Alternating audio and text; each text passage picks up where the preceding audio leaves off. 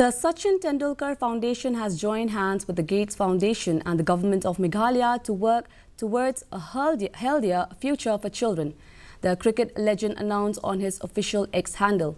The collaboration was formalized recently when the Sachin Tendulkar Foundation and Gates Foundation signed a memorandum of understanding to jointly tackle issues in healthcare, nutrition, education and rural development, with a particular emphasis on those impacting children.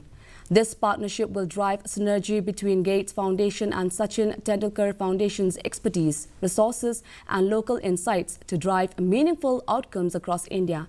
The Sachin Tendulkar Foundation, established in 2019 by Anjali and Sachin Tendulkar, has focused on improving access to healthcare, education and sports for underprivileged children.